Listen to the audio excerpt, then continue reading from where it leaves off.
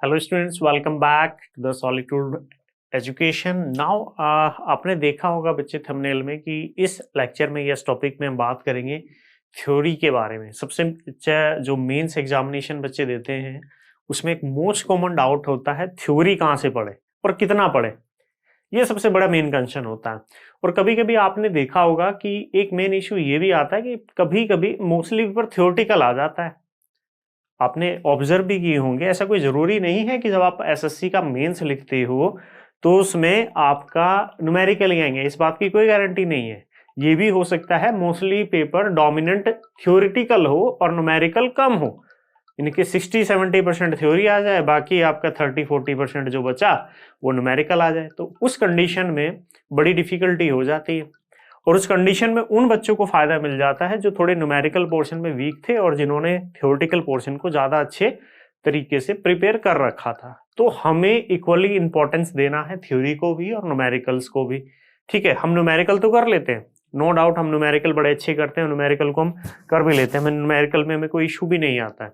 But जो हमारा main concern है थ्योरी, बहुत बच्चे मेरे से पूछते हैं कि सर थ्योरी कितना पढ़ना है, कहाँ से पढ़ना है, कितनी हमें रिक्वायरमेंट है थ्योरी पढ़ने की।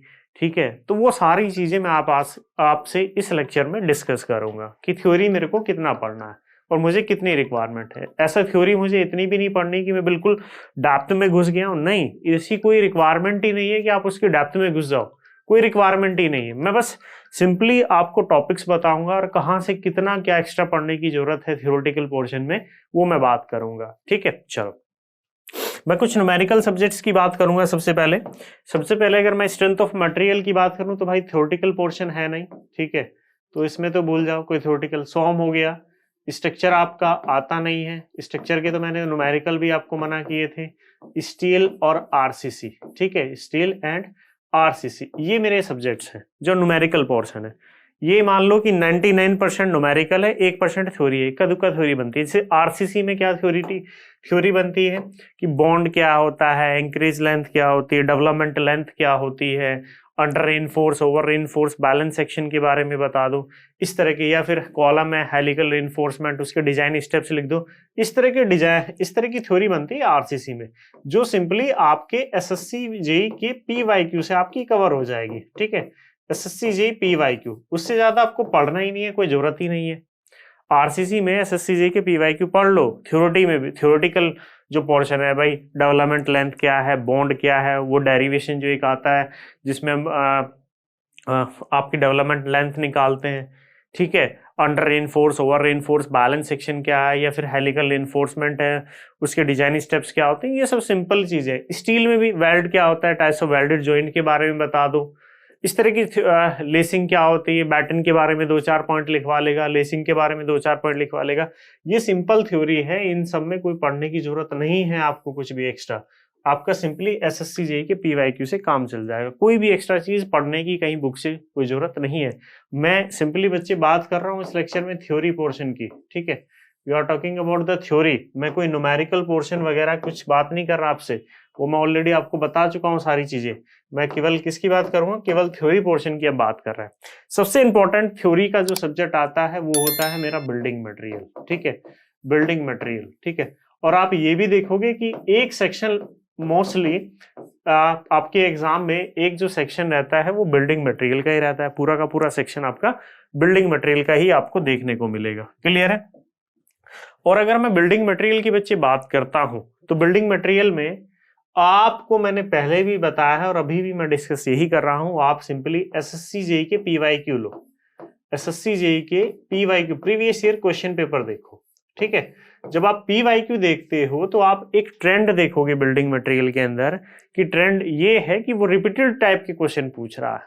ठीक है, आप मुश्किल से 5-10 क्वेश्चन, मैं तो कहता हूं 10 क्वेश्चन आपको हार्डली बच्चे ऐसे मिलेंगे, केवल 10 क्वेश्चन ही ऐसे मिलने वाले हैं जो आपको प्रिपेयर करने हैं। बाकी सब के जो आंसर होंगे वो एक दूसरे से इंटरकनेक्टेड होंगे, मतलब जो 10 क्वेश्चन आपने मोस्टली तैयार किए राउंड अबाउट, उन्हीं में से उनके आंसर मुझे देने हैं। तो मैं इस सब्जेक्ट के लिए आपको ना कोई बुक पढ़ने की जरूरत है, ना आपको कुछ इंजीनियरिंग सर्विस के पीवाईक्यू पढ़ने, कोई जरूरत नहीं है थ्योरी में पढ़ने की। आप सिंपली ये पढ़ लो, इसको प्रिपेयर कर लो अच्छे से पीवाईक्यू। आपका कोई भी क्वेश्चन थ्योरी का नहीं छूटने वाला एग्जाम के अंदर, मेंस एग्जाम के अंदर। आप सिंपली देख लो सीमेंट के क्वेश्चन, आप ऐसे उठाओ बुक में, देखो अच्छा सीमेंट से ये क्वेश्चन पूछे हैं, अच्छा कंक्रीट टेक्नोलॉजी से ये क्वेश्चन पूछा है भाई, वुड से मेरा ये क्वेश्चन आया है, पेंट से मेरा ये क्वेश्चन आया है, ठीक है। सिंपल जो डेफिनेशंस होती हैं उससे मेरे ये क्वेश्चंस बने हैं, ब्रिक से मेरा ये क्वेश्चन बना है, मोर्टार से मेरा ये क्वेश्चन बना है। तो इस तरह के 5-10 क्वेश्चन ही आपको मिलेंगे बस, ठीक है। जब वो 5-10 क्वेश्चन आप लगा लोगे तो जो बाकी के आंसर होंगे वो भी उन्हीं से निकले होंगे। सिंपली बस ये पढ़ लो, इससे ज्यादा कुछ पढ़ने की जरूरत ही नहीं है इस थ्योरेटिकल सब्जेक्ट में, बिल्डिंग मटेरियल में। कोई ज्यादा नहीं लेना। आप कोई बच्चे बोलेंगे मैं सर वो बुक खरीद लूं बिल्डिंग मटेरियल के लिए, उससे पढ़ लूं, भाई आपको ज्ञान ही नहीं बनना, आपको एग्जाम में लिखना है, और एग्जाम में नंबर उसी को मिलते हैं जो लिख के आते हैं वहां पे, ठीक है। लिखोगे तभी जब थोड़ा सा उसकी के ओरिएंटेड पढ़ोगे चीजें, और वो मैंने ऑलरेडी बताया हुआ है कि पॉइंट वाइज चीज आपको वहां पे एक्सप्लेन करनी है अपनी, ठीक है। तो ये तो मेरा बिल्डिंग मटेरियल। दूसरे सब्जेक्ट की मैं बात कर लेता हूँ। तो दूसरा सब्जेक्ट जैसे और थ्योरेटिकल सब्जेक्ट हो गए मेरे, आपका सॉइल हो गया, ठीक है। तो सॉइल में एक काम करना, सॉइल में थोड़ा सा एक्स्ट्रा पढ़ लेना थोड़ी। एसएससी जेईई का पीवाईक्यू तो पढ़ ही लेना, एसएससी जेईई के पीवाईक्यू तो कर ही लेना। उसके अलावा आपको एक चीज एक्स्ट्रा करनी है इसमें, सॉइल में क्या करनी है, टेस्ट वगैरह पढ़ लेना सारे। टेस्ट समझ रहे हो ना भाई, टेस्ट वगैरह एक बार देख लेना। टेस्ट कौन से हैं, एक जैसे कि डायरेक्ट सीयर टेस्ट आप पढ़ लेना। आप वहां सीयर स्ट्रेंथ ऑफ सॉइल में जाओगे ना, जितने भी टेस्ट हैं वो मोस्टली देख लेना एक बार। डायरेक्ट सीयर टेस्ट हो गया, जैसे ट्राइक्सियल सीयर टेस्ट हो गया, ठीक है, direct shear test, triaxial shear test हो गया आपका, प्लेट लोड टेस्ट हो गया आपका, ठीक है। प्लेट लोड टेस्ट कैसे करते हैं, एसपीटी टेस्ट कैसे करते हैं, ये जितने टेस्ट हैं ये एक्स्ट्रा पढ़ने पड़ेंगे सॉइल के अंदर आपको।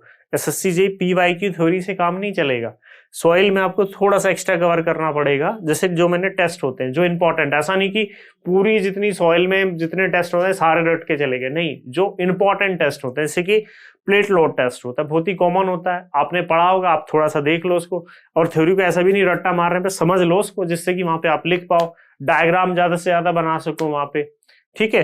ट्राइक्सियल सीयर टेस्ट पढ़ लिया आपने, डायरेक्ट सीयर टेस्ट पढ़ लिया, एसपीटी टेस्ट पढ़ लिया, थोड़ी डेफिनेशन देख ली कंसोलिडेटेड अनकंसोलिडेटेड वाले की, अनकंसोलिडेटेड सॉइल में ये करते हैं, ये कर लिया, इसकी मेरिट डीमेरिट देख लिया, एडवांटेज डिसएडवांटेज क्या है, वो सारी चीजें आपसे पूछता है, ठीक है। ये टेस्ट वगैरह देख लेना सॉइल में जितने भी है, थोड़े जो इंपॉर्टेंट टेस्ट है ना, ऐसे तो बहुत सारे टेस्ट हो जाएंगे लेकिन सारे भी नहीं करने, जो इंपॉर्टेंट होते हैं जो मैंने आपसे डिस्कस कर लिए, जैसे कि डायरेक्ट सीयर टेस्ट हो गया, ट्राइक्सियल सीयर टेस्ट हो गया, प्लेट लोड टेस्ट हो गया, एक एसपीटी टेस्ट हो गया, और भी बहुत सारे टेस्ट होते हैं। तो जो इंपॉर्टेंट टेस्ट हैं वे पढ़ लेना, ठीक है। इसके अलावा पीवाईक्यू के अलावा, पीवाईक्यू में जो थ्योरी आई वो तो पढ़नी ही पड़ेगी एसएससी के, उसके अलावा ये एक्स्ट्रा टेस्ट आपको देखने पड़ेंगे। क्लियर है? क्लियर बच्चे? एनवायरमेंटल इंजीनियरिंग में बात कर लेता हूं मैं, एनवायरमेंटल इंजीनियरिंग की। नाउ एनवायरमेंटल इंजीनियरिंग में क्या करना है, थ्योरी पोर्शन में एनवायरमेंटल इंजीनियरिंग में भी पीवाईक्यू पढ़ लो, सफिशिएंट है, उससे ज्यादा नहीं पूछने वाला आपसे, ठीक है। थोड़ा सा और ज्यादा पढ़ोगे तो थोड़ा ऑक्सीडेशन पॉन्ड उनके देख लेना एक बार, जो कैरेक्टरिस्टिक्स वगैरह होते हैं, जो उनके डिजाइन पैरामीटर हैं वो थोड़ा देख लेना। सॉलिड वेस्ट का थोड़ा सा एक नजर मार लेना, मतलब करसरी नजरों से देख लेना थोड़ा सा। आपने नोट्स बनाए होंगे अपने, जब आप तैयारी कर रहे होंगे प्री एग्जाम की, तो नोट्स होंगे, सॉलिड वेस्ट के बारे में देख लेना एक बार। जो पॉल्यूशन होता है, पॉल्यूशन का एक बार थोड़ा सा नजर मार लेना कि ये मेरे प्राइमरी पॉल्यूशन ये, सेकेंडरी ये होता है, और उनको एडवांटेज डिसएडवांटेज कैसे हटा सकते हैं वो तो सब आपको पता ही है। बाकी तो सारा पीवाईक्यू में कवर हो ही जाएगा आपका। थोड़ा एक्स्ट्रा क्या पढ़ना है वो मैं बता रहा हूँ।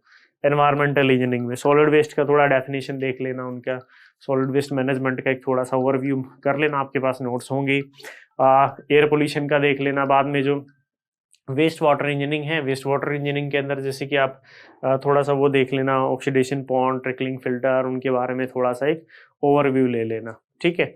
बाकी सीवर क्या होता है वो सब पीवाईक्यू में, एसएससी से पीवाईक्यू में आया हुआ है। सीवर क्या होता है, टाइप्स क्या होता है, डिजाइन कैसे करते हैं, बीओडी क्या होती है, सीओडी क्या होती है, ऐसी सिंपल आपकी थ्योरी पूछता है, ठीक है।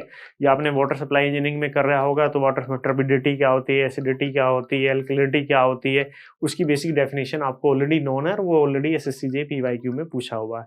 तो कोई रॉकेट साइंस नहीं है, कोई रॉकेट साइंस से आप पढ़ रहे हो वहां पे, ठीक है। बस एक नॉर्मल है। जब भी मैं कहता हूं कि यही की है आपकी सक्सेस की, एसएससी जेईई पीवाईक्यू, जिसने ये एनालिसिस कर लिया उसका सिलेक्शन पक्का, ठीक है, यही आपको एनालिसिस करना है इसी का, बस इसी को करना है, जो कुछ करना है यही आपका सिलेक्शन कराएगा। ठीक है, एनवायरमेंटल हो गया। ट्रांसपोर्टेशन की बात कर लेते हैं, मैं एक्स्ट्रा थ्योरी की बात करूँ नाउ। ट्रांसपोर्टेशन, तो ट्रांसपोर्टेशन में मेरे को दो चीज कवर करनी है, एक हाईवे और एक रेलवे। एक हाईवे बच्चे और एक रेलवे। ठीक है, तो हाईवे और रेलवे में, तो रेलवे का एक थ्योरी का पोर्शन आप जरूर पढ़ लेना। हाईवे तो हम सब पढ़ते हैं, हाईवे में जैसे सिंपल हो गया भाई, सुपर एलिवेशन क्या होता है, ठीक है, आपका एसएसडी क्या होती है, ओएसडी क्या होती है, डेफिनेशन थोड़ी देख के जाना, थोड़ा पढ़ लेना इनके बारे में। एक डेरिवेशन भी बनते हैं इसमें, शुरू के जो हाईवे में ज्योमेट्रिक डिजाइन का चैप्टर होता है उसमें कुछ डेरिवेशन भी बनते हैं। एक सुपर एलिवेशन वाला डिजाइन का होता है, एक व्हीकल होता है, वो स्लाइडिंग होगा कि नहीं, वो सारी थोड़ी सी डेफिनेशन डेरिवेशन देख लेना। और ये डेरिवेशन आपके इंजीनियरिंग सर्विस के पीवाईक्यू में कुछ एक दो चार डेरिवेशन भी आए हुए हैं, वो भी करके जाने हैं आपको। ये चीज एक्स्ट्रा है जो थ्योरी में मैं आपको बता रहा हूँ, जो करने हैं आपको। इंजीनियरिंग सर्विस के जो ज्योमेट्रिक डिजाइन वाला, ज्योमेट्रिक डिजाइन ही पढ़ना, उसके अलावा कुछ पढ़ना ही नहीं है भाई। आप ये मत जाना कि आप मटेरियल में पढ़ रहे हो हाईवे का और आप जो है सिग्नल डिजाइन पढ़े जा रहा हो, वेबस्टर मेथड से डिजाइन कर दिया और साइकिल और भी पता नहीं क्या क्या मेथड लगा के डिजाइन, कोई जरूरत नहीं है। ज्योमेट्रिक डिजाइन के डेरिवेशन देख लेना, दो चार सिंपल डेफिनेशन देख लेना, एसएसडी क्या होती है, ओएसडी क्या होती है, सुपर एलिवेशन क्या होते हैं, उनकी लिमिट्स क्या होती है कि भाई प्लेन टेरेन में इतना होता है, ये कितना होता है, और भी सेटबैक डिस्टेंस क्या होती है, ये सारी डेफिनेशन देख लेना, ये पूछता है एग्जाम में। रेलवे हम छोड़ देते हैं, रेलवे की थ्योरी पढ़ लेना थोड़ा सा, जो बैलास्ट एलास्ट के बारे में पढ़ लेना। फॉर्मेशन कैसे होता है रेलवे का, जो वो करते हैं ना, वो फॉर्मेशन करते हैं, एम्बैंकमेंट टाइप बनाते हैं उसके ऊपर, फिर वो स्लीपर रखे रहते हैं, फिर आपकी रेल, इसके बारे में थोड़ा सा पढ़ लेना, थोड़ा सा ये थ्योरेटिकल पोर्शन पूछता है आपसे। स्पीड के बारे में देख रहे हैं ना रेलवे की, जो मैक्सिमम स्पीड अलाउ है डिफरेंट डिफरेंट पैरामीटर्स पे, तो वो सारी थ्योरी मेरे को देखनी है। और थ्योरी का मतलब ये नहीं कि मैं रट्टा मार के बैठा हुआ सब कुछ, बिल्कुल नहीं, मेरे को एक आइडिया होना चाहिए जिससे कि मैं एग्जाम में लिख पाऊँ। रट के कितना भी चले जाऊं, वहां पे एग्जाम में याद नहीं आता है, वो वहां पे वही आएगा जो आपकी थोड़ी सी यादें होंगी, चीजें जो थोड़ी सी आपकी देखी हुई होंगी, वहां लिख तो लोगे या फिर ना कुछ। ठीक है, तो ये चीजें देख लेनी है। बाकी हाइड्रोलॉजी आती नहीं है भाई, सबको पता है। इरिगेशन, इसके बाद मैं बता देता हूँ, लाइक इरिगेशन, मैं इरिगेशन की आपसे बात करता हूँ नाउ। इरिगेशन, तो इरिगेशन में एसएससी जेई का पीवाईक्यू तो देखना ही है, एसएससी जेई का जो पीवाईक्यू है वो तो देखना ही है। उसके अलावा जो मेरा वाटर रिक्वायरमेंट ऑफ क्रॉप है, उस वाले चैप्टर की थोड़ी डेफिनेशन देख लेना है। क्रॉप पीरियड क्या है, बेस पीरियड क्या है, वाटर रिक्वायरमेंट ऑफ क्रॉप क्या है, तो जो उस पहले वाले चैप्टर में जितनी भी बेसिक डेफिनेशंस हैं वो सारी मुझे देखनी है। उसके अलावा कुछ और भी चीजें देख लेना इसमें, जैसे कैनाल का डिजाइनिंग होता है, उसके डिजाइन स्टेप्स पूछ लेता है, पूछ सकता है, पूछे भी हैं, न्यूमेरिकल पोर्शन में पूछे, हो सकता है थ्योरी में आपसे डिजाइन स्टेप्स पूछ ले उसके, कि बता दो उसके डिजाइन स्टेप्स क्या थे, या इनकी ड्रॉबैक्स क्या थी, कैनेडी थ्योरी की क्या थी, लेसी की क्या थी, वो थोड़ा सा एक आइडिया ले लेना उसका, वो जरूरी है। और डैम का पढ़ सकते हो, थोड़ा सा डैम देख लेना, डिफरेंट फोर्सेस, कौन कौन से क्वेश्चन पूछ सकता है थ्योरी का। What is the gravity dam and explain the forces which are acting on the gravity dam, कि ग्रेविटी डैम पे मेरे कौन कौन से फोर्स लगते हैं वो भी एक्सप्लेन कर दो। तो वहां पे वो थोड़ी चीजें आपको देखनी पड़ेंगी, करनी पड़ेंगी। ठीक है, वो चीजें आपको बच्चे मैनेज करके चलना है वहां पे। ठीक है, तो वो सारी चीजें आपको देखनी पड़ेंगी। ठीक है, तो मेरा ये हो गया, एनवायरमेंटल मैंने कर लिया। सर्वे तो सबसे बढ़िया है, सर्वे में तो पीवाईक्यू सफिशिएंट है। ठीक है, सर्वे में तो मुझे नहीं लगता कि कुछ ज्यादा है, तो प्रीवियस ईयर क्वेश्चन कर लो बस, बहुत है, उतना इतना ज्यादा कुछ है नहीं सर्वे के अंदर भी, थ्योरेटिकल पोर्शन में। तो बचा है क्या आपका, एनवायरमेंटल हो गया, सॉइल हो गया, फ्लूइड मैकेनिक्स। ठीक है, एफएम में भी वही है, सिंपली एसएससी जेई पीवाईक्यू है। ठीक है, एसएससी जेई पीवाईक्यू का डेफिनेशन सफिशिएंट है, उसके अलावा कुछ नहीं है।